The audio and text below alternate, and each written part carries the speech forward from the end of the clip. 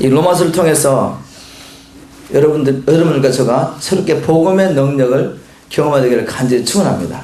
이 복음의 능력을 경험하기 위해서 하나님의 은혜와 사랑을 아는 지식이 더욱더 깊어지기를 주님으로 축원합니다.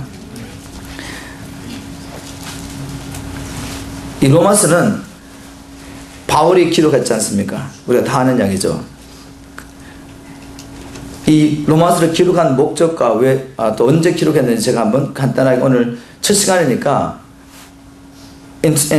서론적으로 한번 전체적인 윤곽을 잡아드리고 그 다음에 우리 로마서를 통해 우리가 받게 될 은혜에 대해서 좀 나눴으면 좋겠습니다. 로마서는 바울이 기록했고 약 AD 한 57년경에 기록했다고 성경학자들이 그렇게 말하고 있습니다. 그리고 로마서의 수신서는 로마서에 잘 나와 있는 대로 바로 로마에 있는 교회 성도들입니다. 바울은 왜 이 로마서를 기록했냐면 이 로마에 있는 교회는 사도들이 가서 개척한 교회가 아닙니다. 추측컨대 바로 사도행전 2장의 오순절날 각처에서 사람들이 오순절을 지키러 왔다가 그 중에 로마에서 온 사람도 있었는데 그들이 복음을 받고 돌아가서 세운 교회가 로마 교회라고 그렇게 믿고 있습니다. 그래서 바울은 이 로마 교회가 복음 안에서 더욱더 견고해지기를 원했습니다. 바울은 특별히 이 복음의 계시를 받은 사람인데 바로 이 자기가 받은 이 복음의 계시로 이 로마 교회를 더욱 견고히 세워주기를 원했죠. 그리고 바울이 이 로마 교회를 특별히 세우기 원했던 것은 뭔가 하면 이유는 그 당시 로마 제국의 수도가 바로 로마인데 이 로마의 복음의 불이 떨어진다면 그리고 바른 이 복음의 계시를 받은 사람들이 여기서부터 시작해서 온 로마 각처에 흩어진다면 얼마나 강력한 복음의 역사가 나타나겠습니까? 그래서 바로 이 로마에 가기를 원했고 갈 수 없는 상황이 되었을 때 바로 먼저 서신서를 보내기를 원했던 것입니다. 그 외에도 바울이 로마서를 통해서 또 이방 교회와 유대인 교회의 위치를 말하면서 한마디로 말하면 우리가 유대인들에게 은혜를 받은 사람들이라는 거죠. 그래서 이방 교회와 유대 교회가 함께 어떻게 주님을 섬겨야 되는지도 풀어가고 있습니다. 자, 저는 이 로마서를 묵상하면서 무엇보다도 하나님 앞에 간절히 기도한 것은 뭔가 하면 하나님, 우리가 이 복음에 대해서 머리로 알지 않는 게 아니지 않습니까? 얼마나 많은 복음의 메시지를 여러분 듣고 계십니까? 하나님, 복음의 능력을 좀 더 깊이 체험하게 도와주십시오.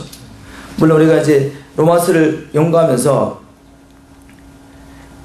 복음의 교리가 무엇인지 배우게 되고 1장부터 12장까지 복음의 교리에 대해서 특별히 이제 우리가 더 깊이 말씀을 나눌 것이고, 그리고 이제 11장까지 로마서 1장부터 11장까지 그리고 12장부터 16장까지 이 복음을 받은 자가 어떻게 살았는지 나누겠지만 이런 이론들을 머리에 단지 담아두고 가르치는 것보다는 정말 우리가 복음의 능력을 더욱더 경험하기를 간절히 소원합니다. 우리 주님을 더 깊이 로마서를 함께 나누면서 주님을 더 깊이 경험하게 되기를 주님을 축원합니다. 우리 주님을 경험하면 이제 복음의 능력이 여러분 삶 가운데 나타나게 되고, 또 여러분 삶 가운데 복음의 능력이 나타나면 정의로 부르신 이 사명을 능히 감당하며 살 수 있습니다. 아멘. 자, 우리 한번 기도하는 마음으로 우리 로마서를 한번 열어보도록 하겠습니다. 오늘은 1장 1절부터 17절 말씀을 통해서 복음의 능력을 경험하십니까? 라는 제목으로 말씀을 나눠갑니다. 복음의 능력을 경험하십니까? 한번 자신에게 물어보십시오. 나는 얼마나 오랫동안 교회를 다녔고 또 얼마나 많은 훈련과 또 은혜를 경험했다고 생각하는데 나는 실제로 복음의 능력을 누리며 살고 있는지 한번 여러분이 물어보시고, 다른 어떤 사람보다 저와 여러분이 이 로마서를 통해 더 깊이 복음의 능력을 체험하게 되기를 주님으로 축원합니다. 자, 복음의 능력 어떻게 경험할 수 있을까? 우리 바울 사도의 삶을 통해서 또 서신서를 통해서 한번 찾아보도록 하겠습니다. 로마서 1장 1절, 예수 그리스도의 종 바울은 사도로 부르심을 받아 하나님의 복음을 위하여 택정함을 입었으니, 저와 여러분이 확신하는 것은 바울은 복음의 능력을 경험한 사람이죠. 복음의 능력을 이론적으로만 푸는 사람이 아니라 복음의 능력을 누리며 살았던 사람입니다. 자, 그러면 우리가 바울의 이 서신서를 통해서 바울이 하는 말, 그것은 바로 자기 안에 있던 믿음이죠. 바울 안에 있던 것들을 우리가 이 서신서를 통해 발견할 수 있단 말입니다. 바울이 이 복음의 능력 가운데 살았던 가장 첫 번째 이유, 저는 로마서 1장 1절에서 찾았습니다. 그것은 그가 누구에게 속했는지 확실히 알고 있었다는 것입니다. 바울이 이렇게 고백합니다. 자기를 소개할 때 나는 예수 그리스도의 종이다 라고 이렇게 선포합니다. 여기서 종이란 말은 더 정확히 말하면 나는 예수 그리스도의 노예라고 선포한 것입니다. 나는 예수 그리스도의 노예다. 여기에 바로 바울의 능력이 나타나는 것입니다. 여러분, 로마 시대의 그 노예는 물건과 똑같은 것입니다. 로마인들이 가지고 있던 물건 가운데는 호미, 어떤 기구 같은 이런 생명 없는 물건도 있었지만, 또 당나귀 같은 짐승도 있었지만, 또 사람도 물건이었습니다. 노예도 물건이었단 말이죠. 물건은 바로 그 소유주, 주인을 위해서 주인의 필요를 위해서 존재하는 것이죠. 바로 그 당시의 노예는 자기 의지가 없습니다. 주인의 소유가 되어서 주인이 팔면 팔리고 주인이 죽이면 죽는 그런 존재가 바로 노예입니다. 그런데 놀랍게도 바울은 내가 예수 그리스도의 노예된 것을 선포합니다. 그것도 너무나도 자랑스럽게. 즉 바울은 나는 이제 예수님의 것입니다 라고 선포한 것입니다. 바로 여기에 복음의 능력이 나타나는 것입니다. 여러분이 교회를 아무리 오래 다녔다 할지라도, 그리고 또 교회를 통해서 어떤 훈련을 받고 어떤 것을 경험했다 할지라도 아직도 나는 주님의 것입니다 라고 확실하게 고백할 수 없다면 복음의 능력이 나타나지 않는 게 너무나 당연하겠죠. 그렇지 않습니까? 여러분, 바울처럼 이렇게 고백할 수 있나요? 나는 주님의 것입니다. 사나 죽으나 나는 주의 소유된 주의 노예입니다. 나는 주님의 필요를 위하여, 주님의 뜻을 위하여 지금 이 자리에 있습니다. 내 시간, 내 물질, 내 손과 발, 나의 모든 탤런트 다 주님의 것입니다. 고백할 수 있습니까? 여러분, 이게 되지 않으면 우리는 여전히 원치 않든 여러분은 지금 여전히 이 세상 임금의 소유입니다. 우리가 요한일서 5장 19절 말씀을 통해서 알 수 있는 것처럼 이 땅에 사는 사람은 하나님께 속하든지 아니면 악한 마귀에 속하든지 둘 중 하나지 중간에 있는 사람이 없어요. 중간에 있는 사람이 없단 말입니다. 혹 여러분들이 눈이 가려서 실제적으로는 여러분이 아니라 세상 밖에 있는 사람들이 이 비밀을 알고 있지 못한 사람들이 자기 스스로는 야, 말도 안 되는 이야기야. 나는 나를 위해 살고 있지. 나는 내 것이지. 나는 누구에게도 나의 생명을 준 적이 없어 라고 말할지 모르겠지만 성경이 이렇게 분명히 말하고 있습니다. 성경은 요한일서 5장 19절에서 우리가 아는 것은 우리는 하나님께 속하였고 온 세상은 악한 자 마귀 지배 아래 있습니다 라고 기록하고 있어요. 여러분, 이 비밀을 아는 사람은 기꺼이 하나님께 생명을 드리는 것입니다. 하나님을 만나는 첫 관문이 바로 참회개인데, 참회개는 나를 창조하신 창조자 하나님께 생명을 드리는 것입니다. 아담의 죄가 무엇이죠? 하나님의 뜻을 버리고 자기 인생을 자기가 살겠다고, 내 인생의 가장 최선을 내 스스로 결정하겠다고 선악과를 먹은 것이 아담의 죄가 아니겠습니까? 바로 아담은 그때부터 원치 않든 자기 인생을 자기 스스로 결정하고 살게 됩니다. 자기 생각에 옳은 대로 살게 되는데, 영적으로 보면 보이지 않는 세계에서 그때부터 마귀가 아담과 하와 그리고 이들 중에 나타나는 모든 일들을 지배하는 것입니다. 로마서 6장 16절에 너희가 누구에게 순종하든지 그 순종함을 받는 자의 종이 되는 것을 알지 못하느냐. 하나님 우리를 창조하시고 우리를 향하신 계획을 구구절절 하나님의 말씀을 통해 이렇게 선포하고 계시는데, 우리가 이 말씀을 듣고도 개의치 않고 그것은 단지 교회 가면 하는 말이지 라고 생각하며 예수를 믿는다고 하고 스스로는 하나님의 자녀라고 하면서 여전히 여러분이 여러분의 스스로의 뜻을 따라 살고 계시다면, 정신없이 세상 일을 하고 계시다면 여러분은 복음의 능력을 누리지 못하는 게 당연한 것입니다. 우리가 복음의 능력을 누리기 위해서는 바울처럼 고백할 수 있어야 합니다. 나는 주의 노예입니다. 여러분 이렇게 고백할 수 있습니까? 나는 주님의 것입니다. 주님의 목적을 위해서 존재하는 주님의 것입니다라고 고백할 수 있어야 합니다. 바로 이렇게 고백한 후에 바울은 사도로 부르심을 받아 하나님의 복음을 위하여 택정함을 입었으니 주님의 것이 된 우리가 이제 무엇을 살아야 되는지, 주님의 것이 된 바울은 자신이 무엇을 위해 살아야 하는지 알고 있었습니다. 바로 복음을 위하여 택정을 받았다. 복음을 위하여 따로 떼어놨단 말이죠. 하나님이 복음을 위해서 바울을 따로 떼어놓은 것입니다. 하나님이 열방 가운데, 세상 가운데 마귀에 소유된 우리를 복음을 위해서 따로 떼어놓으신 것입니다. 아멘. 바로 이 확신 속에서 살 때 우리가 어떤 직장생활하며 무엇을 하든지, 이 땅에서 우리가 무엇을 하며 살든지 바로 이 분명한 목적을 위하여 복음과 그리스도에서 우리는 택함을 받은 자이다. 나는 주의 소유다. 라는 이 확신 속에 산다면 우리 삶 가운데 반드시 복음의 능력이 나타나게 되어 있습니다. 아멘. 자, 2절로 넘어가겠습니다. 이 복음은, 예수 그리스도의 이 복음은, 하나님의 복음은 하나님이 선지자들로 말미암아 그의 아들에 관하여 성경에 미리 약속하신 것이라. 아멘. 이 말씀을 통해 이 복음은 어디에 나타났다고 하며 선지자들 중에서 성경에 다 기록된 것입니다. 성경에 나타난 모든 말씀이, 성경의 모든 예언이 아들의 복음에 관한 것이란 말씀이죠. 이 말씀을 묵상하면서 우리가 이 복음의 능력을 더욱더 깊이 경험하기 위해서 말씀을 통해, 이 모든 말씀은 아들의 복음에 대한 계시이기 때문에 이 말씀을 통해 하나님, 우리 예수님을 만나기 시작한다면, 우리가 알고 있는 그 주님을 더 깊이 알아간다면 당연히 복음의 능력이 나타나겠죠. 저는 확신합니다. 이 모든 성경은 아들에 대한 계시입니다. 우리가 이 말씀 가운데서 생활의 지혜도 끄집어낼 수 있고, 이 말씀 가운데 많은 지혜를 얻을 수 있지만, 이 말씀을 통해 우리가 하나님, 예수님을 만날 수 없다면 우리는 복음의 능력을 누릴 수가 없어요. 이 말씀을 주신 목적이 아들을 우리에게 알려주기 위한 것입니다. 하나님 아버지께서 이 아들을 통하여 자기의 사랑을 어떻게 표현하고 계시는지 우리는 말씀을 통해 깨달을 수가 있습니다. 우리를 사랑하시는 그분, 우리에게 은혜 베풀기 원하시는 그분, 아들을 주면서까지 아버지 앞에 나올 수 있도록 문을 열어놓으신 그분, 이제도 이 복음을 전한 자를 통해, 성령의 감동을 통해, 복음을 전한 자를 통해 우리를 만나기 원하시고 우리와 연합하기 원하시는 아버지의 사랑에 대한 이야기가 이 성경에 구구절절 기록되어 있습니다.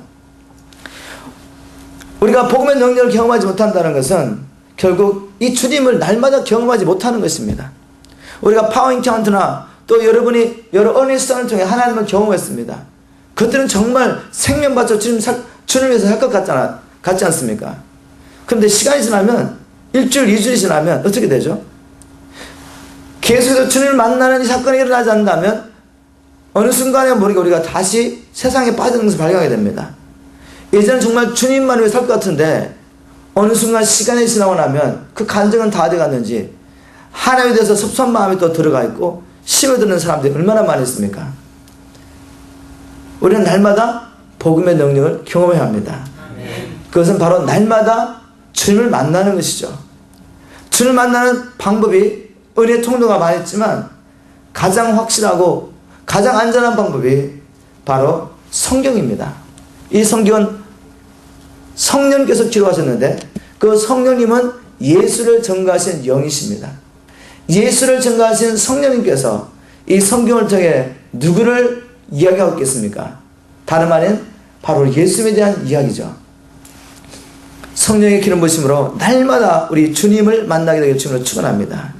그분이 얼마나 우리를 사랑하시며 우리와 연합하고 우리가 주님 앞에 나올 수 있도록 자기의 생명을 내어놓으시며 주님 앞에 나올 수 있는 길을 열어놓으신 것을 발견하고, 이 놀라우신 주님, 우리가 오늘 아침 이 시간에서 찬양했지만 아름다운 예수님, 놀라우신 그 주님을 날마다 이 성경을 통해서, 말씀을 통해, 기도를 통해 만나게 된다면 여러분의 삶은 변화될 것입니다.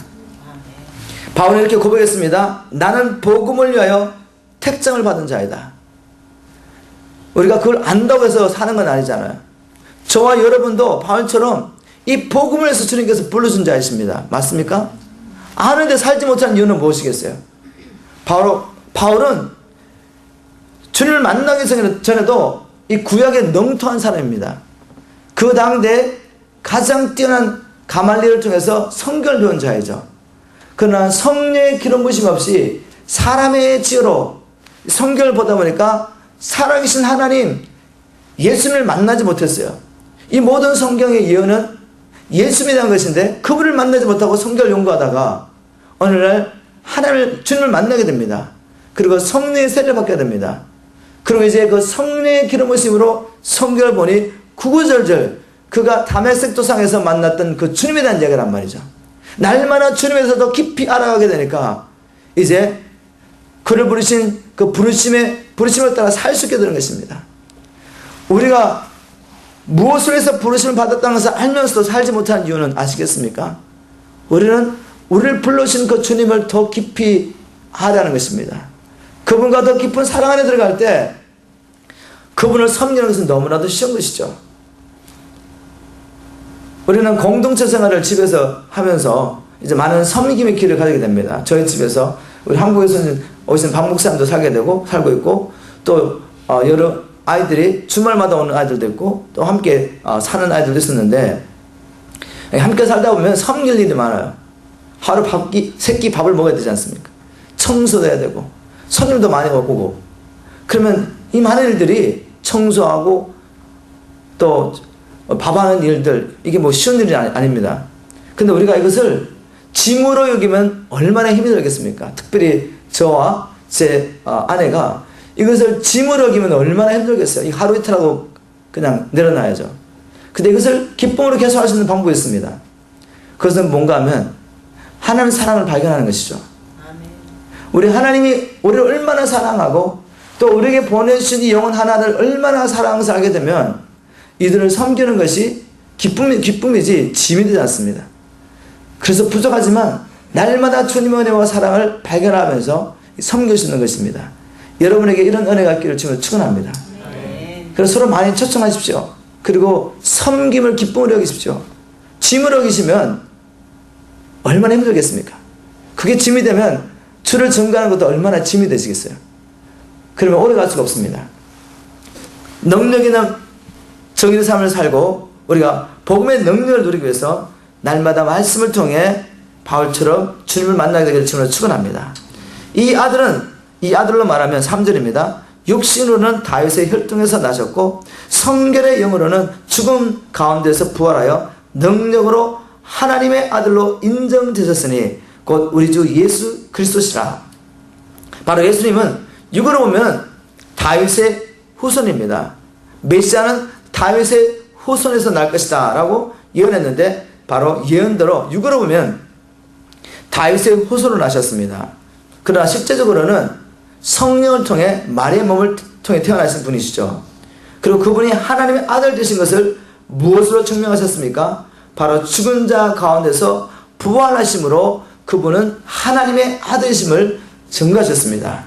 우리가 믿는 그 예수님은 육을 가지고 태어났기 때문에 우리를 위해서 죽으신 분이십니다. 죄의 싹, 우리가 지불할 수 없는 죄의 싹을 지불하시기 위해서 육으로 태어나셨습니다. 그리고 무엇보다도 하나의 사람이 어떻게 살았는지 보여주기 위해서 육으로 태어나셨습니다. 그분은 또한 삶을 통해서 하나님의 아들이 어떻게 살아가는 것을 보여주다가 마지막에는 우리를 위한 대속물로 죽으심으로 또 죽고 부활해서 주가 되심으로 그분은 인간이셨으며 또한 하나님이신 것을 증명하셨습니다. 바로 그런 하나님을 우리는 믿습니다. 자, 5절 그로 말미암아 우리가 은혜와 사도의 직분을 받아, 여기서 그는 바로 예수님이시죠. 예수님을 통해 우리는 은혜와 사도의 직분을 받아 그 이름을 위하여 모든 이방인 중에 믿어 순종케 하니 라는 말씀이 있습니다. 자, 여기 예수님은 우리에게 은혜를 주실 뿐만 아니라 또한 우리에게 직분을 주신 분이십니다. 바울에게는 은혜를 베푸시고 난 다음에 이방인의 사도로 직분을 허락하시죠. 그래서 바울은 바로 주님으로부터 은혜와 사명을 받은 자입니다. 여러분 주님의 은혜를 받으셨습니까? 아멘. 주님의 은혜를 받지 않으면 하나님의 자녀가 될 수 없어요. 하나님의 은혜를 깨달아야지 바로 우리가 은혜를 믿음으로 우리를 구원하시는 하나님의 은혜의 방편을 믿음으로 우리가 하나님의 자녀가 됐습니다. 이렇게 하나님의 은혜를 경험했다면 바울과 같이 여러분도 직분을 받은 자입니다. 믿습니까? 네. 우리 예수님은 제자들에게 이렇게 말씀하셨습니다. 아버지께서 나를 보내신 것 같이 나도 너희를 보내노라. 그래서 보내서 뭐 하라는 것입니까? 마태복음 28장 19절 20절 말씀을 통해 보니까 하늘과 땅의 모든 권세를 가지신 예수님께서 제자들을 향하여 그러므로 너희는 열방에 가서 이 복음을 전파하라 말합니다. 아버지 아들과 성령의 이름으로 세를 주고 내가 너에게 분부한 모든 것을 지키게 하므로 열방 가운데 나의 제자를 일으키라 라고 사명을 주십니다. 바로 이 사명은 우리 모두가 받은 것입니다. 은혜를 받은 우리 모두가 이 사명을 받은 것입니다. 여러분, 하나님께서 사명을 주신다면 그 사명을 감당할 수 있는 은혜를 이미 주실 걸 믿으십니까? 저와 여러분은 사명을 감당할 수 있습니다. 구체적으로 사명이 무엇인가? 바울은 이렇게 고백했습니다. 그 이름을 위하여, 우리 예수님의 이름을 위하여 모든 이방인 중에서 믿어 순종케 하니 라고 기록했습니다. 자, 복음을 전파함으로 제3의 복음을 전파하여, 사명은 무엇이냐? 제3의 복음을 이방인들에게 선포하여 그들이 이 제3의 복음, 이 기쁜 소식을 믿을 때 그 결과가 무엇이죠? 순종케 된다는 것입니다. 하나님께 순종하는 자리에 나오게 된다는 것이죠. 우리 영어 성경 보면 좀 쉽게 이 말씀을 이해할 수 있습니다. 5절을 제가 한번 영어 성경을 한번 NIV를 한번 읽어보겠습니다. Through him, through Jesus and for his name's sake, we received grace and apostleship. 이렇게 은혜와 사도의 직분을 받은 것은 to call people from among all the nations, all Gentiles to the obedience라고 말했습니다. 이렇게 은혜와 사도의 직분을 받은 것은 열방 가운데서 하나님 택한 사람을 불러내어서 순종케 하는 자리에 나오게 하는 것입니다. 순종케 하는 자리에. 근데 그들이 어떻게 순종이 됩니까? That comes from faith. 그들이 제3의 복음을 믿을 때 열방 가운데 이 제3의 복음을 듣고 이것을 믿는 자는 어디에 나온다고요? 이제 하나님께 순종할 수 있는 자리에 나오게 된다는 것입니다. 바로 이 직분을 감당케 하기 위해서 불러주셨대요. 자, 이 말씀은 성경 여기저기 다 있습니다. 근데 조금씩 다르게 말하는 것 뿐이죠. 마태복음 28장 19절 20절 말씀 제가 조금 전에 인용했지만 우리에게 주신 사명은 뭔가 하면 열방을 제자 삼는 일입니다. 열방을 제자 삼는 목적이 뭐죠? 복음을 전해서 아버지의 아들과 성령으로 세를 주고 난 다음에 주님께서 제자들에게 가르치시는 모든 것을 먼저 가르쳐주고 지키게 하는 것입니다. 복음을 가르칠 뿐만 아니라 지키게 하는 것입니다.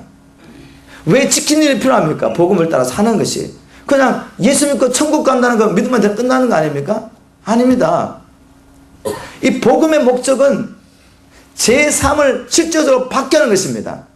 믿습니까? 제3을 받으면 어떤 일이 납니까? 제3을 받지 않으면 어떤 일이 납니까? 먼저 그걸 봐야죠. 아담과 하와가 죄를 지음으로 말미암아 그 죄의 싹스로 죽게 되고 죽음 전에는 어떻게 살죠? 생명이 있는 것 같지만 사실은 하나님의 창조의 목적을 따라 살지 못하고 마귀의 종로로 사는 것이 실체입니다. 몰라서 그렇지, 세상 사람들이. 자기 욕심을 따라 사는 것 같고 자기 인생이 고를 위해서 사는 것 같지만 사실은 성경을 통해 보면 우리가 이 세상의 풍속을 쫓고 우리의 마음이 원하는 것과 육체의 정욕을 따라 살 때 어떻게 삽니까? 공주의 건세를 잡은 자 마귀를 따랐다고 말하지 않습니까? 이 공주의 건세 잡은 자는 지금도 불순종하는 자를 건데 역사한다고 말했어요. 바로 죄는 우리를 마귀의 종되게 만든 것입니다. 그리고는 이렇게 살다가 결국 하나님의 진노를 받고 죽을 수밖에 없는 것이죠. 죄의 싹 사망을 패하게 되는 것입니다. 마지막에는.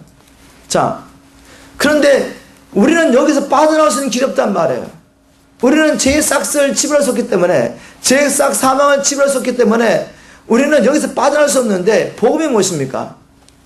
내가 지불할 수 없는 이 페널티, 이 죄의 싹을 우리 예수님이 십자가에서 죽으심으로 대신 지불했다는 것이 복음입니다. 이것을 정말로 실제로 믿으면 어떻게 되겠어요? 이건 뭐 이론이 아니잖아요. 주님이 정말 실제적으로 2000년 전에 십자가에서 죽어주신 것입니다. 그럼 실제로 싹을 피했단 말이에요. 그럼 실제적으로 싹이 피해졌다면 나도 실제적으로 마귀의 종된 것부터 풀려나야 되지 않겠습니까? 마귀의 종된 것을 풀려났다는 증거가 뭐죠? 이제는 나를 창조하신 하나님께 돌아와서 그분께 순종할 수 있는 자리에 들어가는 것입니다. 바로 이 일을 위해서 바울을 보내신 것입니다. 바울이 가서 바로 제3의 복음을 전거할 때 열방 가운데 택하신 자들이 그 복음을 믿게 되죠. 믿게 된 결과가 무엇입니까? 이제는 마귀의 종된 것부터 풀려나서 하나님을 섬길 수 있는 자리에 오게 하는 것입니다. 이것이 복음의 능력입니다. 그냥 죽고 난 다음 천국하는 게 아니에요. 그렇게 믿고 여전히 제 굴레 가운데 욕심을 따라 사시면 오늘 갑자기 천국 가는 게 아니에요. 천국 갈 수 있다는 그 확증이 어딘 줄 아십니까? 성령이 내 안에 계시면서 나를 통치하시고 내게 은혜를 베푸시고 나를 죄를 기하는 그 아들의 생명이 흘러가게 하는 것입니다. 그걸 볼 때 와, 내가 정말 제3의 복을 믿었더니 죄밖에 지을 수 없던 나, 이기적으로 살 수밖에 없던 나, 교회를 나도 나를 다녔던 내가 이제 변화되어서 하나님께서 살게 되고 내 이웃을 살게 되는 삶을 보면서 복음의 능력을 경험하는 것입니다. 아멘. 여러분, 이 복음의 능력을 여러분이 경험하시고 또 가는 곳마다 이 복음의 능력을 보여주십시오. 사람들은 지금 이 복음의 능력을 알지 못해서 죄의 결박 아래 마귀의 종된 가운데 살기 때문에 불행한 것입니다. 남편과 아내가 사랑한다고 결혼해서도 서로 사랑하지 못하고 깨어지고, 자식을 낳았는데 자식의 부모를 퇴직하고, 그 때문에 부모가 고통스럽고, 자식이라고 했는데 보면 항상 세상에 빠져가지고 세상의 나쁜 습관에 빠져서 마약과 중독과 게임과 섹스와 빠져있지 않습니까? 그걸 보면서 무엇이 행복하겠습니까? 돈을 많이 번다고 행복하십니까? 아니지 않습니까? 사람의 사망과 흑암과 이 올무에 매이는 것은 하나님 말씀에 순종하지 않기 때문에 그런 것입니다. 사람이 선악과를 먹고 이제는 자기 인생의 옳고 그름을 자기 스스로 판단하고 내 소견에 좋은 대로 살면서 마귀를 섬기기 때문에, 왕으로 섬기기 때문에 고통받는 것입니다. 우리 주위에 얼마나 사망 가운데 결박 가운데 묶여 사는 사람들 많습니까? 여러분, 우리는 다 바로 이 세상에 본을 받은 자입니다. 이 복음의 능력을 체험하시고 이 복음을 들고 확실한 이 복음을 들고 가서 저들을 풀어오시기를 지금으로 축원합니다. 사도행전 26장 17절 18절은 또 다르게 표현했죠. 예수님께서 바울을 보내시면서 너는 저 이방인들에게 가서, 유대인도 물론 포함해서 주로 이방인들의 복음을 전파했지만 유대인과 이방인들에게 가서 저들의 눈을 열어주고 저들을 어둠에서 빛 가운데 사단의 권세에서 하나님께 돌아오게 하고 제3의 복음을 믿음으로 하늘나라에서 너희와 함께 유업을 얻게 하라 라고 명령하십니다. 우리 사면 바로 이것입니다. 여러분, 이 복음의 능력이 있는 것을 믿으십니까? 아멘. 복음의 능력으로 해결하지 못할 문제가 없다는 것을 확신하십니까? 아멘. 저 사람의 문제 표면적으로 어떤 것이든지 불구하고 저들이 행복할 수 있는 방법을 아십니까? 아멘. 하나님께 돌아오면 되는 것입니다. 그러나 하나님께 돌아오기 위해서는 복음의 능력이 필요한 것입니다. 제3의 복음의 능력이 필요한 것입니다. 바울은 이것을 확신했습니다. 우리가 이렇게 제3의 복음의 능력을 경험하고 복음을 전거할 때 복음의 능력은 더욱더 강력하게 나타난 것입니다. 6절에 보십시오. 너희도 그들 중에서 예수 그리스도의 것으로 부르심을 입은 자니라. 성도는 세상의 것이었다가 마귀의 것이 되었다가 이제 제3의 복음을 믿음으로 다시 주님께 사신받아서 예수의 것이 된 분들입니다. 아멘. 여러분, 참 성도이십니까? 이 문제 해결하셔야 돼. 주님의 것이 안 됐는데 어찌 복음의 능력을 경험하겠습니까? 주님의 것이 되면, 그리고 사명을 따라 순종을 살 때 우리는 복음의 능력을 경험하게 됩니다. 7절로 넘어가겠습니다. 로마에 있어 하나님의 사랑하심을 입고 성도로 부르심을 입은 모든 자에게 하나님 우리 아버지와 주 예수 그리스도로 쫓아 은혜와 평강이 있기를 원하노라. 이 로마서를 받는 수신자가 누구인 것을 분명히 밝히겠습니다. 로마에 있어 하나님의 사랑하심을 입고 성도로 부르심을 모든 자에게 이 편지를 쓴 것입니다. 이 편지는 또한 우리에게도 서신 것입니다.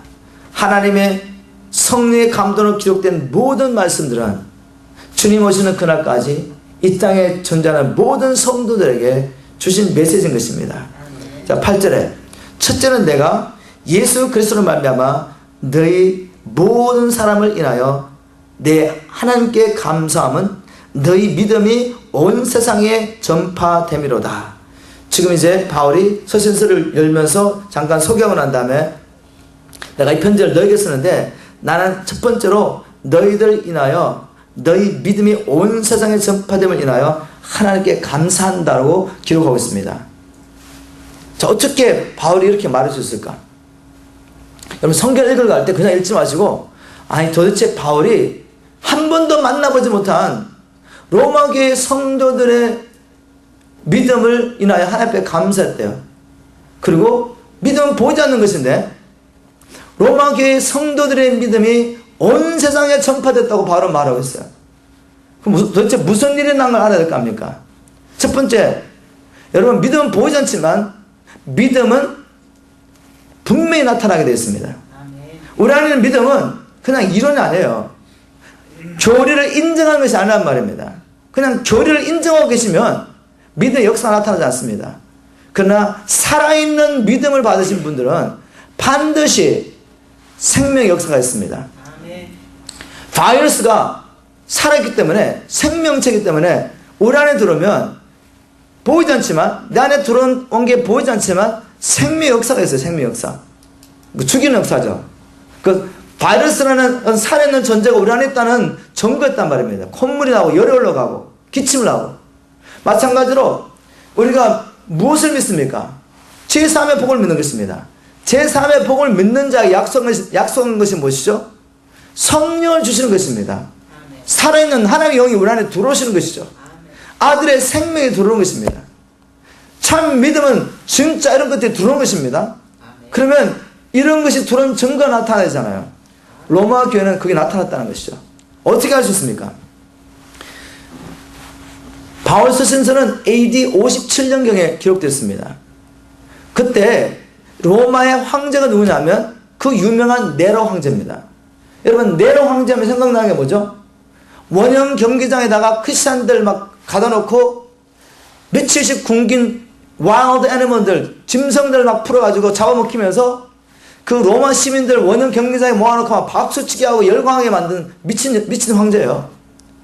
그것도 안 되면 성도들 이 원형 경기장에 묶어놓고 그 밑에가 마른 장작 떼어가지고 불태워 죽이면서 희열을 느꼈던 미친 황제입니다. 그 황제가 AD 54년부터 68년까지 로마의 황제였어요. 근데 이 황제는 16살에 황제가 됐습니다. 그리고 30살에 사살해버렸어요. 이 미친 황제가 바로 다스릴 때 로마 교회 성도들이 얼마나 로마에서 핍박을 받았겠습니까? 그리고 그것을 아는 바울이 이 편지를 쓴 것입니다. 그들의 믿음이 어떻게 증명된 것을 아시겠습니까? 그들은 예수를 믿는 그 믿음을 부인하지 않았기 때문에 원형 경기장에 끌려가서 짐승이 밤이 되면 숨겼단 말입니다. 그들은 예수를 믿는 그 믿음을 부인하지 않기 때문에 그 화형을 당했단 말이죠. 사람들이 보는 앞에서 철저하게, 처절하게. 그 로마 제국의 수도에서 그런 일이 났으니 온 로마 제국에 이 소문이 퍼지지 않겠습니까? 로마 제국에 있던 모든 성도들이 로마 교회 성도들의 참 믿음에 대해서 들은 것입니다. 아멘. 아멘. 여러분, 우리의 살아있는 믿음은 소문이 나게 되어 있습니다. 내가 믿음이 있는지 없는지 모르는 게 아니란 말이에요. 여러분의 믿음은 언제 드러나느냐? 평화로울 때 드러나는 게 아니에요. 믿음의 도전이 왔을 때 드러나는 것입니다. 하나님의 은혜를 체험했을 때, 믿음으로 말미암아 하나님의 은혜를 체험했을 때도 우리가 알 수가 있죠. 그러나 진짜 그 믿음은 언제 확정이 된 줄 아십니까? 이제 그 믿음으로 말미암아 생명을 들고 한편 나가서 주를 살겠다고 가는데 세상에서 하는 당하는 여러 가지 어려움을 당했을 때 내가 어떻게 반응을 보느냐, 그것이 여러분의 참민입니다. 너무나 안타까운 것은 우리가 파워인카운터를 통해 얼마나 많은 사람 주님 만나는지 몰라요. 근데 그 믿음이 어찌 그리 속히 무너지는지. 여러분, 우리가 서로 붙잡아줘야 됩니다. 그래서 은혜를 받는 것도 참 귀하지만 그 은혜를 지속할 수 있도록 우리가 공동체 안에 들어가요. 공동체 안에. 혼자서 믿음 지킬 수 없어요. 우리는 그 믿음의 길을 먼저 가고 있는 선진들의 도움이 필요하고 영적인 부모와 영적인 형님, 누님이 필요한 것입니다. 여러분, 이 공동체 가운데서 우리가 믿음이 더욱더 성장하기를 주님으로 축원합니다. 혹시 여러분들의 믿음이 지금 연약하다면 낙심하지 마십시오. 단지 이유를 발견하시란 말이에요. 우리가 과거에 한번 받았던 그 은혜로 지속될 수 없습니다. 마귀는 끊임없이 우리를 넘어뜨리려 하기 때문에 우리는 끊임없이 하나님 말씀 가운데 주님을 새롭게 발견하는 일이 필요합니다. 무엇보다 그분의 은혜와 사랑을 날마다 경험하는 일이 필요합니다. 왜냐하면 은혜가 우리를 모든 불법에서 건져내기 때문에.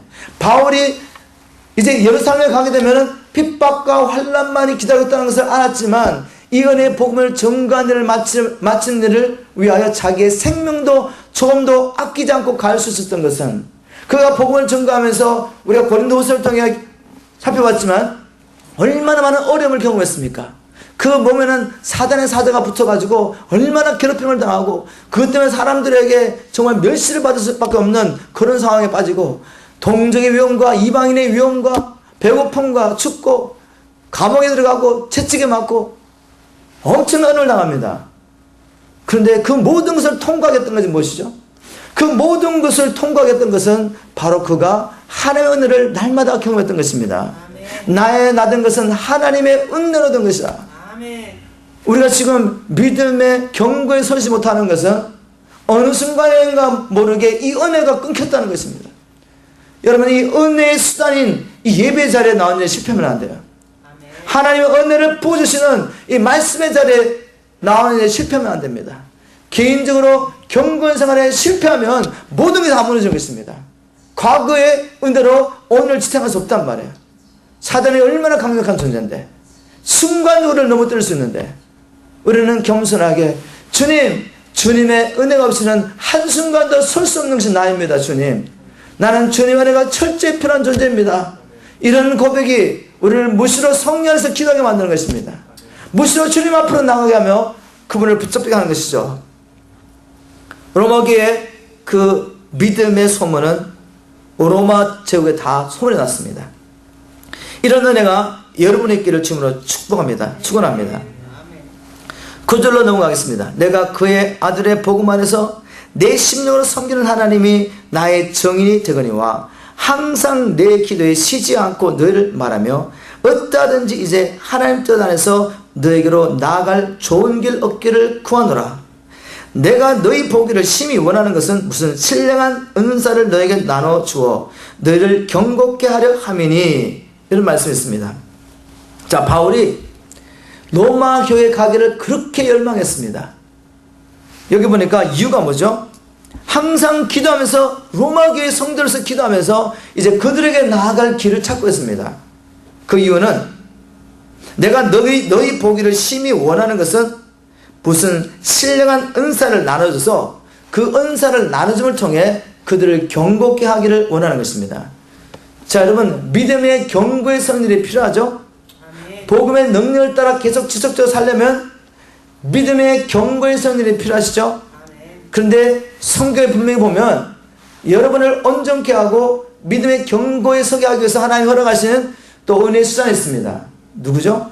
영적인 지도자입니다. 영적인 지도자. 에베소서 4장 11절 12절, 그가 예수님이 어떤 자에게는 사도의 직분을 주시고 어떤 자에게는 선자의 직분을 주시고 어떤 자에게는 복음 전하는 자의 직분을 주시고 어떤 자에게는 목사와 교사의 직분을 주십니다. 교회안에 특별히 허락하신 전임사역자를 말하죠. 저 같은 전임사역자들, 이 전임사역자를 허락하신 목적이 뭔가 하면 성도를 온전케 하며, 바로 성도를 온전케 하는 것입니다.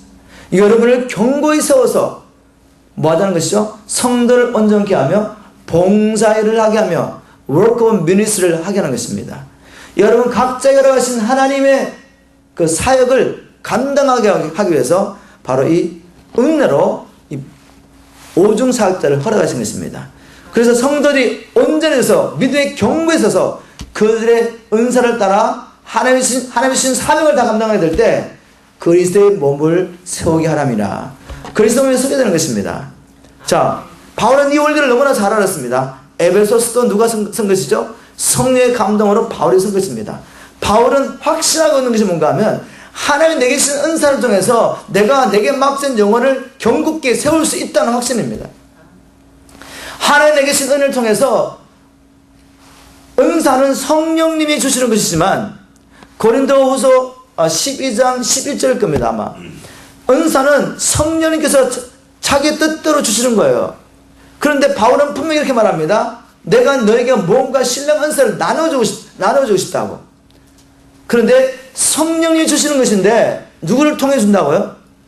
영적인 지도를 통하여 하나님의 기름 부으셔서 세우신 영적인 지도를 통해서 이 은사가 흘러가게 하는 것이 또한 하나님의 방법입니다. 성경에 다 나왔지 않습니까? 사도행전에 보니까 사도행전 8장에 빌립에 가서 복음을 사마리아 땅에 증거합니다. 온 성에 붕이 일어납니다. 나중에 베드로와 요한이 내려옵니다. 그리고 이미 예수를 믿고 거듭난 이 성도들을 위하여 안수할 때 어떤 일을 하죠? 그들에게 성령이 임합니다. 그걸 시몬이 보고 돈을 주고 그 능력을 살려가다가 엄청 혼이 났지 않습니까? 책망받았죠. 또 사도행전 19장에 보니까 바울이 에베소에 갔을 때 예수를 믿는 12명의 제자를 만나게 되는데 그들과 대화하는 과정에서 그들이 복음에 확실하게 서는 것을 보지 못하고 그래서 다시 복음을 증거하게 되고 그 복음을 받고 그들이 다시 예수 이름으로 세례를 받게 되죠. 세례를 받고 난 다음에 바울이 그들에게 안수함에 그들에게 성령이 임합니다. 성령이 임하면서 어떤 일이 나죠? 그들이 예언하며 방언하게 되었더라. 이렇게 기록하고 있습니다. 자, 분명히 성경에 뭘 보여주고 있죠? 분명히 신령한 은사를 주시는 분은 성령님이신데 그 성령님이 누구를 통해? 주의 종들을 통해 그것을 흘러가게 한다는 것입니다. 그래서 바울은 이 원리를 알기 때문에 내가 너에게 가서 너희를 더욱더 경고케 하기 원하는데 바로 내게 주신 이 은혜를 따라 너희들에게 은사가 임하기를 원한다는 것입니다. 이게 하나님의 방법이라면 마귀는 어떻게 하겠어요? 이 성도들 하여금 영적 지도자에게 시험 들게 만드는 것이죠. 영적 지도자에게 시험 들게 만들므로 영적 지도를 통해 성도를 온전케 하기 원하는 하나님을 방해하는 것입니다. 마귀가 겉으로 표면적으로 드러난 이유가 어떠하든 간에 무슨 말인지 아시겠습니까? 마귀에게 시험 들지 마십시오. 그리고 영적인 지도자가 막힌 모든 것을 푸셔야 돼. 물론 저뿐만 아니라 하나님께서 또 여러분들을 위해 세워놓으신 또 교회 안에 영적인 지체들이 있습니다. 그분들과 교제를 통해 얼마든지 또한 서로 교류가 일어나고 각자의 은사를 통해 서로 세울 수 있는데 또 기다려 보면은 우리 안에 있던 은사들이 또 전이가 되면서 서로 세우기를 원해요. 그런데 이 모든 것을 마귀는 막는다는 것입니다. 영적인 지도와의 관계를 깨트리고 성도들과의 교제를 깨트려버리고 이 신령한 교제가 아니라 인간적인 교제하게 만들고 인간적으로 교제하다가 시험 들게 만들고 이게 마귀가 다 하는 일입니다. 여러분 분명히 마음에 드십시오. 우리를 경고케 하는 것이 바로 영적인 지도를 통해서 하나님이 베푸시는 신령한 은사입니다. 12절에 보니까 이는 곧 내가 너희 가운데서 너희와 나의 믿음을 인하여 피차 안위함을 얻으려 함이라.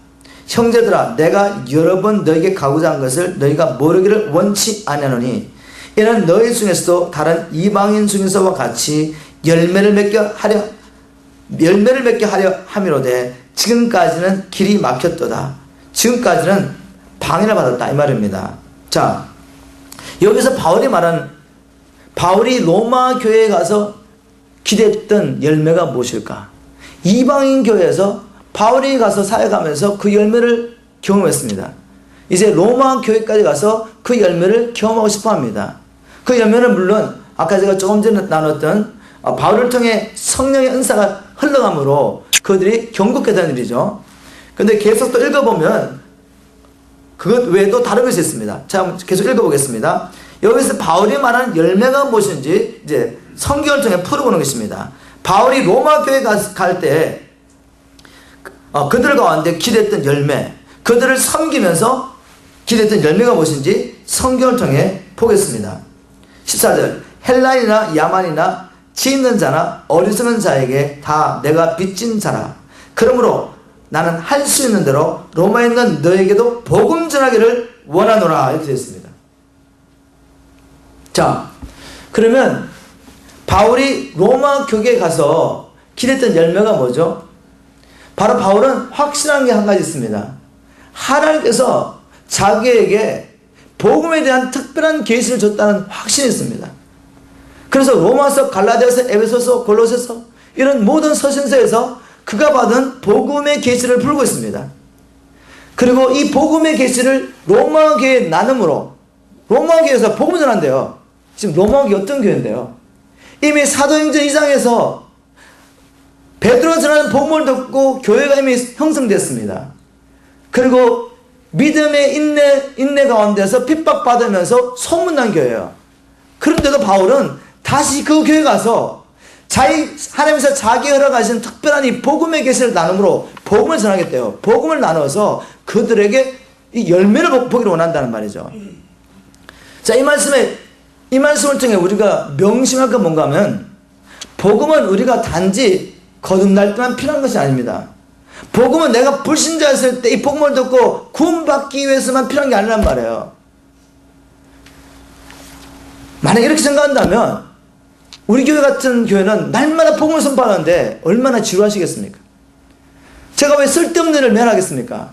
그게 아닙니다. 복음은 거듭나기 위해서 필요하지만 불신자들이 이 복음을 듣고 처음 듣고 깨닫고 제3의 복음을 믿고 거듭나는 일이 필요하지만, 복음을 통해서 또한 이미 거듭난 우리가 이 복음을 계속 들으면서 점점점 복음의 깊은 계시 안에 들어가서 복음의 능력을 날마다 누리는 데 필요합니다. 그래서 복음의 열매가 더욱더 풍성해지는 것입니다. 로마 교회 같은 교회도, 그렇게 믿음의 소문난 교회도 바울 사도가 가서 이 복음의 계시를 풀어놓음으로 이 복음의 열매를 보기 원했다면, 하마시모, 우리는 날마다 복음을 새롭게 접해야 하는 것입니다. 제가 왜 이렇게 담대히 말할 수 있는지 아십니까? 저는 파워인캔들을 통해서 여러분도 아시다시피 날마다 아니지만 시즌마다 계속 동일한 복음을 선포합니다. 그런데 놀라운 것은 제가 복음을 전파하면서 새롭게 복음을 깨닫게 된다는 것입니다. 제가 복음을 전하는데 그 복음을 날마다 새롭게 깨달으면서, 야, 복음은 정말 놀랍다, 복음은 정말 능력이 있구나, 날마다 새롭게 발견합니다. 복음을. 저는 성경을 통해 계속 복음을 선포하면서, 주님, 복음 너무나 놀랍습니다. 이 로마서도 제가 이미 전체적으로 강의하지 않았지만 하나님 나라를 세우고 난 뒤에 복음을 선포하면서 이 로마서를 강의했습니다. 그래서 찾아봤더니 로마서 1장만 8페이지나 되더라고요, 노트가. 그때 복음을 전할 때하고 몇 년 전인지 모르겠지만 지금하고 또 다른 것입니다. 하나님께서 복음을 지난 수년 동안 선포하게 하면서 복음에 더 깊이 들어가 하시는 것입니다. 저는 복음을 전하면서 복음을 배웁니다. 여러분, 이 날마다 이 복음을 더 깊이 체험하시길 주님으로 축원합니다. 그래서 복음의 능력이 더 강하게 나타나는 것입니다. 할렐루야. 그래서 16절에 내가 복음을 부끄러워하지 않으니, 저는 날마다 복음을 전파하면서 부끄러워하지 않습니다. 우리 성도들이 또 복음 들으면서 뭐라고 생각할까? 뭐 좀 다른 색다른 것이 없을까? 절대로 찾지 않습니다. 왜냐하면 우리의 문제는 무엇이죠? 자꾸만 세상에게, 마귀에게, 죄에게 눌린다는 것입니다. 우리가 뭘 모르는 게 아니잖아요. 어떻게 살아야 되는지 모르는 것도 아니고 무엇을 해야 되는지 모르는 게 아닌데 자꾸만 눌린다는 것입니다. 세상의 영에게. 세상의 영에게 져가지고 죄에게 져서 자꾸 눌린단 말이에요. 우리에게 뭐가 필요하겠습니까? 다시 한번 새롭게 복음을 들으면서 복음의 능력이 나타나는 것입니다. 복음을 믿음으로 말미암아. 저는 복음을 부끄러워하지 않습니다. 왜냐하면 이 복음은 모든 믿는 자에게 구원을 주시는 하나님의 능력이 됨이라. 우리는 구원이 처음 우리가 예수를 믿을 때만 필요한 것이 아니라 또 살다 보면 또 눌리고 억압당하고 날마다 우리는 구원이 필요한 것입니다. 우리는 이제 구원을 죽고 난 다음에 천국 가는 구원만으로 생각하지 않습니다. 제3의 복음을 믿으면 이제는 우리가 죄와 사단의 권세에서 자유하여 하나님을 섬길 수 있는 자유가 있는 것입니다. 이것이 능력이시죠. 이것이 복음의 능력입니다. 이 복음의 능력은 제3의 복음을 선포할 때 나타나는 것입니다. 누구든지 이 제3의 복음을 믿는 자에게 지금 나타나는 것입니다. 아멘. 그런데 바울이 이렇게 붙였어요. 이 복음은 모든 믿는 자에게 구원을 주시는 하나님의 능력인데 첫째는 유대인에게요 또한 헬라인에게로다. 아멘. 첫째는 유대인입니다. 복음을 깨달은 사람은 유대인이에요. 이방인이 아닙니다. 여러분, 하나님은 이 이스라엘 향하여 너는 나의 정이라고 선포했습니다. 이사야 43장 그리고 이사야 44장에 두 번이나 연이어서 주님은 너는 나의 정이라고 선포합니다. 너는 나의 정이라. 이스라엘은 하나님의 정인입니다. 그들이 비록 아직도 예수 그리스도가 메시아인 것을 인정하지 않고 고통당하고 있지만 그들은 여전히 정인입니다. 유대인들이 폐련하고 계시를 받은 것입니다. 우리 가운데 이방인 가운데 이 복음의 계시를 받은 사람이 없어요. 유대인들이 이 계시를 받고 생명 받아서 이 말씀을 우리에게 전해준 것입니다. 첫 번째 주님을 믿고 따라갔던 자들은 유대인입니다. 그들이 생명 바쳐 12제자 모두가 유대인입니다. 그 생명 바쳐서 이 사도들이 복음을 전해준 것입니다. 이방인들에게.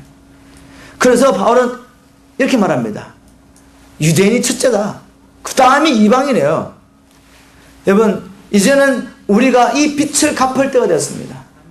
유대인들이 우리에게 생명 가지고 와서 이 복음을 전해줬기 때문에 이방인들이 소망이 생긴 것입니다.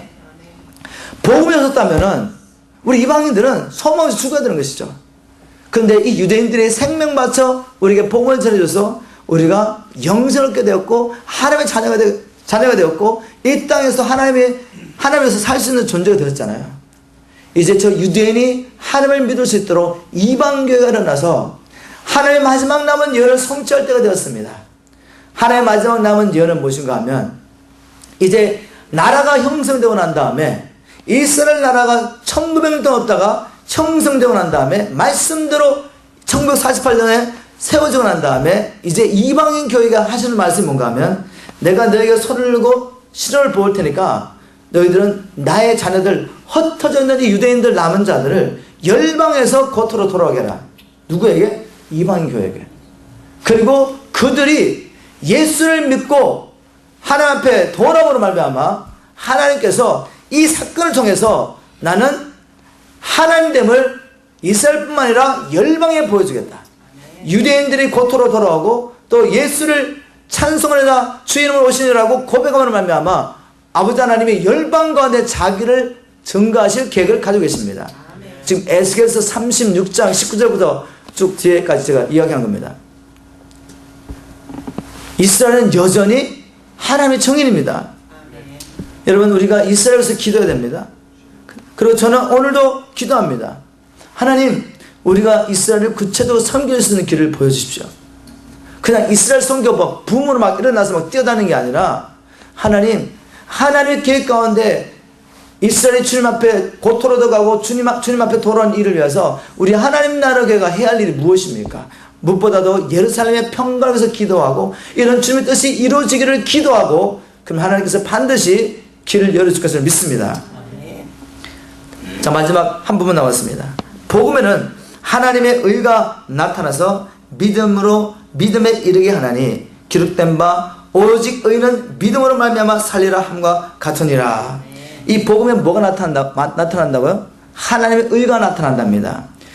공동 번역에는 이 복음에는 우리가 어떻게 하나님과 올바른 관계로 들어갈 수 있는지 그 방법을 보여주겠다 이렇게 번역했습니다. 제가 약간 패러프레이스 했는데 제 말로 번역했는데 하나님의 의가 나타난다는 말은 뭔가 하면 우리는 복음을 통해서 우리가 하나님과 어떻게 바른 관계에 들어갈 수 있는지 알 수 있다는 것입니다. 그것은 뭐죠? 바로 믿음으로 하나님과 올바른 관계에 들어갈 수 있다는 것입니다. 그 믿음은 뭘 믿는 겁니까? 분명한 내용이 있어야죠. 제3의 복음인 것입니다. 자, 먼저 우리가 왜 하나님과 바른 관계 있지 않게 됐죠? 처음에 그 단추가 무엇입니까? 하나님과 바른 관계 있지 않게 된 단추가 뭔가 하면 아담과 하와로 가요. 아담과 하와. 하나님을 믿지 않고 불순종함으로 하나님과 관계가 깨졌단 말이죠. 그 하나님 앞에 갈 수 없는 그 관계에 들어감으로 말미암아 그 순간부터 인간은 죽음을 경험하게 된 것입니다.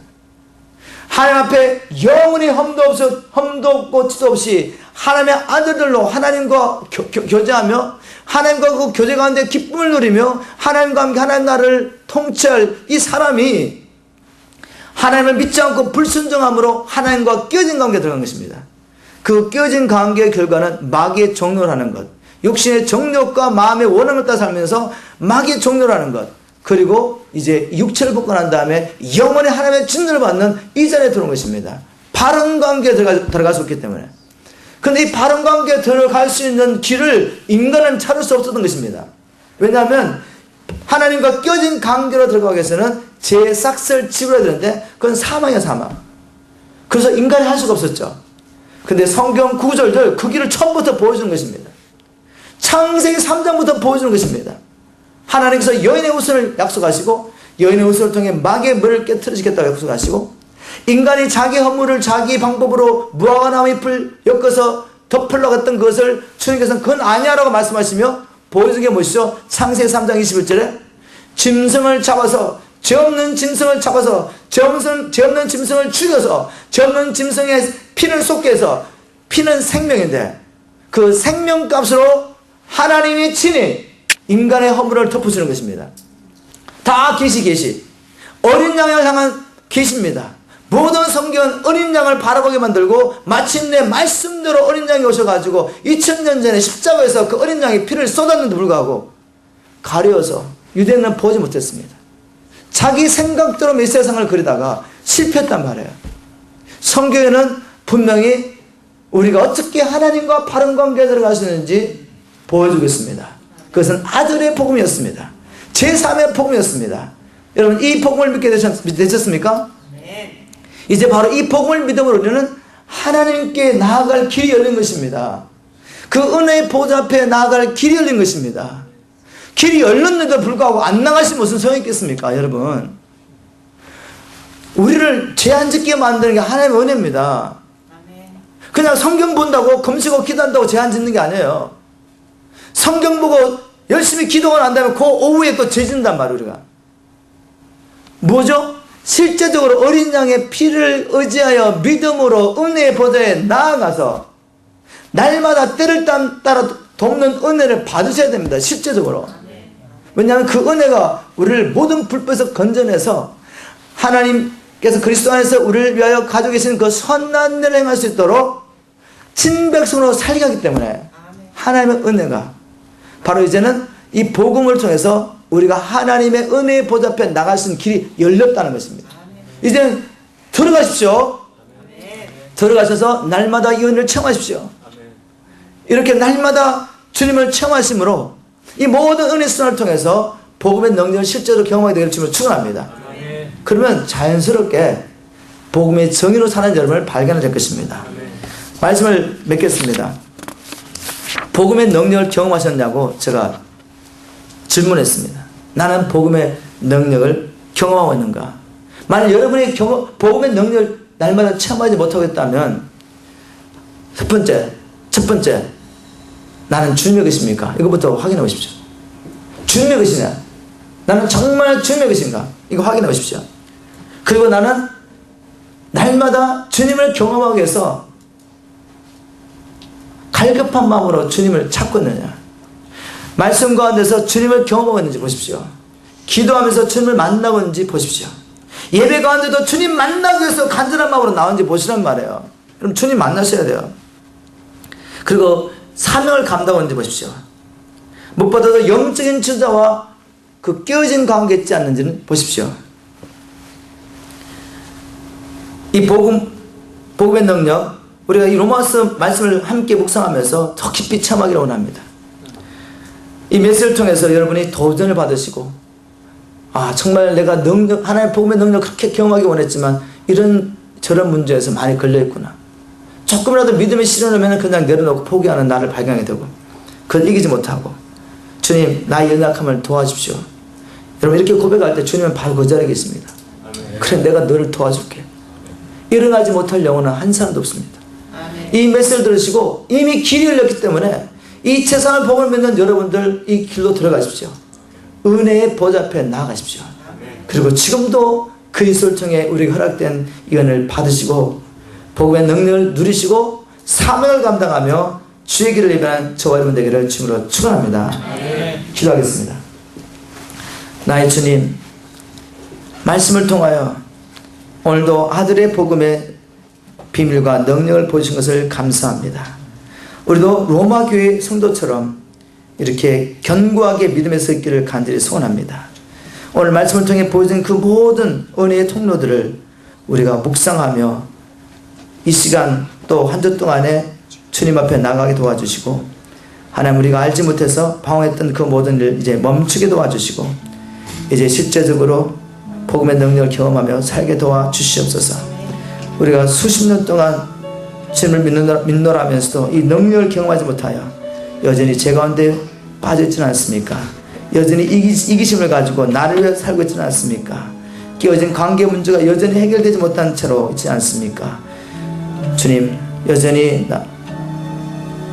습관의 문제 해결하지 못하고 눌려있지 않습니까? 주님, 우리의 말씀을 통해서 복음의 능력을 들었습니다. 경험하게 도와주십시오. 순종함으로 경험하게 도와주십시오. 이 시간 예배하며 주님 앞에 나갈 때, 기도하며 주님 앞에 나갈 때 실제적으로 주님의 복음의 능력이 우리에게 임하기를 간절히 기도하고 예수 그리스도로 간절히 기도합니다. 아멘.